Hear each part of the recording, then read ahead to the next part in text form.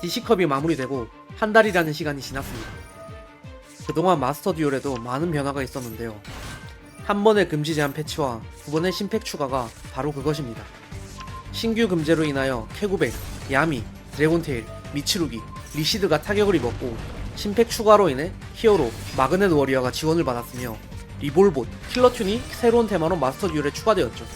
그렇다면 환경에는 어떤 변화가 있었는지 한번 살펴보도록 하겠습니다.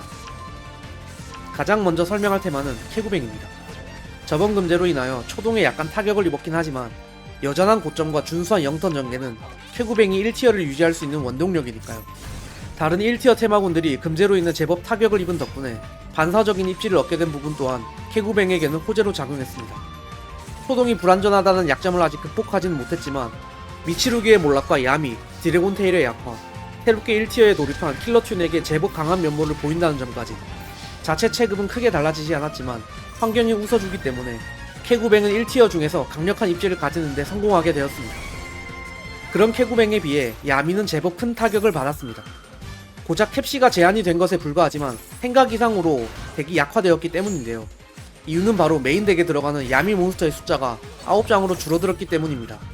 9장의 야미를 손에 쥐고 있는 확률이 떨어진 이상 캡시 야미를 통하여 서치할 필요가 있는데 도레미 코드 용병을 사용하는 순간 드로를 맞으면 야미 웨이를 사용하기도 전에 서치가 막혀버리게 되죠.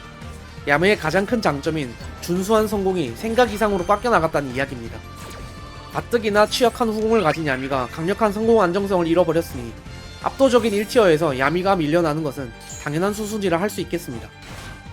드래곤테일은 제법 특이한 위치에 놓여졌습니다. 루키아스와 라후의 제한으로 인하여 성공은 약해졌지만 후공은 여전히 강력한 면모를 보여주고 있기 때문이죠. 티어권 중에서 후공은 손에 꼽힐 정도로 강하지만 성공 안정성은 약해졌으니 상대하는 입장에서는 까다롭지만 막상 플레이하는 입장에서는 답답한 상황이 되어버린 거죠. 권청의 제한으로 몰락해버린 미츠루기보다는 조금 낫지만 성공 빌드 안정성이 많이 약화되었기에 드래곤테일은 새로운 용병을 찾지 못하는 이상 천천히 가라앉는 배와 다를 바 없는 상황이 되어버렸습니다. 티어권에 빈틈이 생겨났습니다. 그러니 인플레에서 밀려난 테마들이 나타나는 건 당연한 수순입니다. 예를 들면 오르페골처럼 말이죠. 빛의 황금괴라는 강력한 용병을 얻은 오르페골은 도미나스 임펄스라는 단발성 패트랩 중에서 가장 강력한 카드를 등에 업고 티어권에 입성하는데 성공했습니다. 트로이메어 이너의 존재 덕분에 드롤에 강한 걸 넘어서 상대방의 드로우 패트랩을 자턴 드롤로 대처하는 것도 여전하죠. 빛금괴를 사용한 덕분에 생각만큼 나쁘지 않은 후공 또한 오르페골에게는 좋은 소식입니다. 임펄스와 자턴 드롤, 나쁘지 않은 후공 돌파까지 조금씩 강해지던 오르페골의 체급은 1티어 덱들이 약화되는 순간 빛을 발하게 되었습니다. 잼나이트 또한 마찬가지입니다. 힐도와 무도러 같은 묘지 경찰을 사용하여 티어 덱들을 카운터 치던 플랜에서 티어 덱들의 추락과 함께 다시 락을 거는 플랜으로 돌아온 잼나이트는 여전한 공격권과 강력한 성공 덕분에 잊을만하면 모습을 드러내게 되었습니다. 단발성 패트랩을 맞으면 결과물이 조금씩 깎여나가는 건 이전과 같지만 어느 정도 드롤에 내성이 있다는 장점과 천사족을 사용하는 덕분에 버디크를 채용할 수 있다는 장점은 잼나이트가 아직까지 티어권에서 모습을 보이게 만드는 원동력으로 작용하고 있습니다. 문라이트는 앞선 덱들과는 조금 이질적인 파워를 지녔습니다. 완전 내성의 프리체인 번개를 가진 라이거 댄서를 대처할 방법이 없는 건 아니지만 정작 라이거 댄서를 대처할 카드를 사용하려면 엑스트라 덱에 자리를 내줘야 하죠. 즉 문라이트 하나 때문에 내 덱의 파워가 깎여나가야 한다는 것입니다. 문제는 문라이트가 환경에서 그렇게 많이 보이지는 않는다는 점이죠. 아예 1티어가 되어버린다면 어떻게든 대처라도 해볼 텐데 애매한 티어권을 유지하면서 카운터 카드를 맞닥뜨리지 않는 것이야말로 문라이트의 가장 큰 장점이라 말할 수 있겠습니다. 리시드는 저번 금제에서 가장 많은 타격을 받았지만 정작 덱의 파워는 그만큼 깎여나가지 않았습니다. 이유는 간단합니다. 카운터 함정은 아직 많이 남아있거든요. 용왕의 파동과 철기의 뇌추가 바로 그것이죠. 성공에 툭툭 날아오는 세트 카드들의 강력함은 물론이고 후공에 튀어나오는 도미나스 시리즈와 초용업도 여전합니다. 다만 저번 달에 비해서 리시드의 수는 비교적 감소하였는데 리시드를 카운터치는 특정 테마군의 등장이 바로 그 이유입니다. 자체 체급은 생각만큼 깎여나가지는 않았지만 환경이 웃어주지 않기 때문에 리시드는 저번 달만큼 강한 면모를 보여주지는 못하고 있습니다.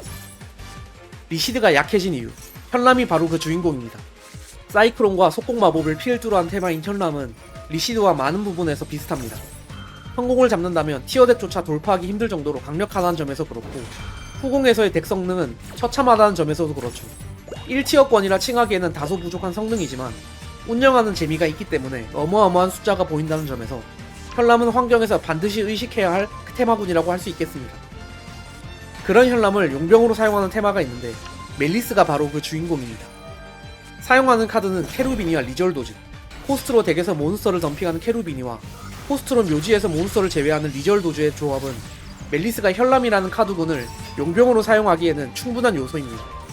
잊을만 하면 튀어나오는 어트랙터에도 웃으며 대처할 수 있는 것 또한 커다란 장점이죠. 고점은 여전하지만 초동이 잘려나간 탓에 불안정했던 멜리스가 현람이라는 용병과 함께 다시금 티어권의 모습을 보이기 시작한 것입니다.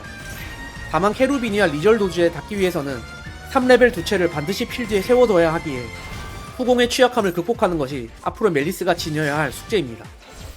섬도이 또한 나쁘지 않은 선택지입니다. 현람만큼 성공이 강력하지는 않지만 지금의 환경에서 생각보다 후공 돌파를 해볼 만하다는 점에서 그렇죠.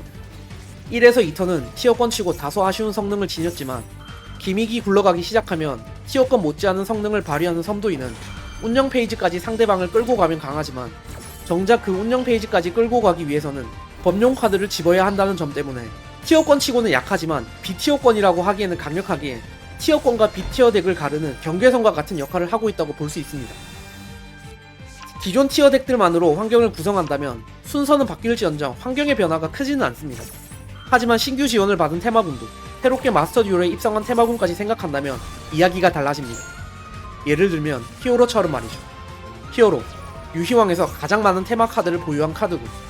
먼저 히어로의 성능에 대해 짚고 넘어가자면 편의상 히어로라고 부르기는 하지만 사실 히어로는 엘리멘틀, 데스티니, 이블, 마스크드, 비전의 5카드군을 아우르는 테마군입니다.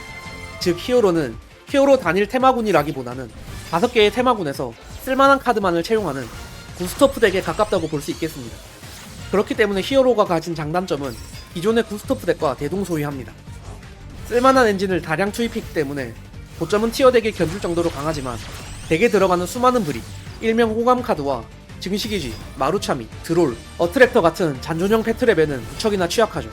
통과되면 강하지만 정작 통과되기는 쉽지 않은 히어로는 패가 따라준다면 티어 덱에 견줄 수 있지만 패가 따라주는 상황 자체가 잘 나오지 않기에 티어권이라고 말하기에는 다소 부족함이 있다고 말할 수 있겠습니다. 마그넷 워리어는 어떨까요? 암석 쪽 카드군인 마그넷 워리어는 같은 암석 쪽 위주 테마인 잼나이트와 비슷한 성능을 지녔습니다. 마그넷 워리어의 성공은 말할 필요도 없이 강력합니다. 나추르 비스트를 채용해서 무제한 마법 퍼미션을 먹여줄 수도, 아크 디클레어러를 채용해서 어느정도 일적에 대한 내성을 보유할 수도 있죠. 심지어는 발조 기겁 페어 마이스터와 메타모르포트, 신전의 수호자를 이용해 상대방의 패를 모조리 털어버릴 수도 있습니다. 하지만 이 모든 건 성공을 잡았을 때기고, 후공에는 순수하게 마그넷 워리어가 가진 공격권을 이용해서 돌파해야 하는데 1티어 덱들과 비교하면 살짝 부족하다고 할 수 있죠. 그래도 다행이라면 드롤과 어트랙터를 맞고도 생각보다 필드 구축을 할 수 있다는 점이 있겠습니다. 티어권에 들 수 있을 정도의 성능은 지니고 있지만 1티어라고 말하기에는 제법 아쉽다. 그것이 바로 지원 후의 마그넷 워리어가 가진 입지입니다. TCG 선행 발매 테마 리볼봇입니다. 링크 소환을 주축으로 하는 기계족 테마인 리볼봇은 핵심 카드인 2링크, 발칸 부스터를 필두로 개체수를 불리는 것이 핵심인 테마군입니다. 소재가 고작 기계족 2장이라는 것 때문에 험도이나 오르페골, 심지어는 환상수기 테도 울프를 사용해도 된다는 점도 호궁업이죠. 결과물 또한 나쁘지 않습니다.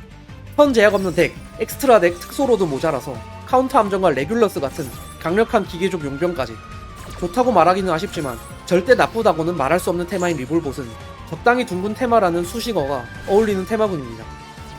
이번 달의 주인공 킬러튠입니다. 블레이징 도미니온 한국 발매와 동시에 마스터 듀얼의 발매는 킬러튠의 메인 기믹은 상대방의 패 전체를 보고 덱탑까지 본 뒤에 그에 맞춰서 필드를 구성하는 방식을 취하고 있습니다. 이론상으로는 완벽합니다. 초동률도 티어권 덱답게 준수하죠. 나추르 로즈윕이라는 용병을 사용해서 거의 완벽하게 필드를 장악할 수 있는 점도 플러스입니다. 하지만 킬러튠의 파워를 온전하게 끌어올리기 위해서는 크게 3가지 요소가 필요한데요. 내 덱의 이해도와 상대 덱의 이해도, 그리고 시간이 바로 그것입니다. 상대방의 패와 덱탑을 확인하고 필드를 구축하는 것을 반대로 말하자면 300초라는 짧은 시간 동안 내 덱과 상대 카드에 대한 이해가 완벽하게 결합되어야 하기 때문이죠. 결국 킬러튠이라는 테마를 제대로 활용하기 위해서는 마스터 듀얼이라는 게임에 상당한 시간을 투자해야 한다는 이야기가 되겠습니다. 덱이 가진 파워는 강력하지만 그 파워를 온전하게 끌어내려면 그 누구보다 덱을 사용하는 사용자 자신이 강해져야 한다는 뜻이죠. 그런 킬러튠을 용병으로 사용하는 테마가 있습니다. 푸른 눈의 백룡이 바로 그것입니다. 킬러튠의 핵심 기믹은 상대방의 패를 보고 그에 따라 필드를 구축하는 것, 그리고 패를 보는 킬러튠 로터리는 1레벨 비속성 튜너입니다. 파란 눈의 기도로 서치할 수 있는 범위에 닿는다는 뜻이죠. 본래도 백룡이 가진 파워는 준수한 편인데 상대방의 패를 보기까지 한다면 더욱 막강한 필드 구축이 가능해지겠죠. 특히나 정령룡이 가진 효과, 2장 이상의 몬스터를 동시에 특수 소환할 수 없는 효과는 캐구벤과 야미를 일정 부분 저격할 수 있다는 점에서 현 환경에서 메리트가 있을 수밖에 없습니다. 새로운 바람과 함께 메타가 뒤바뀌었습니다. 이제 막 발매된 킬러튠이라는 테마군의 등장과 한 차례의 금제가 바로 그것이죠. 간략하게 설명했던 15개의 테마군을 적당히 티어로 구분해보자면 대략 이런 식으로 티어권에서 보이지 않을까 추측됩니다. 오늘의 영상은 여기까지입니다. 감사합니다. 저는 다음 영상으로 다시 돌아오겠습니다. 피람이었습니다.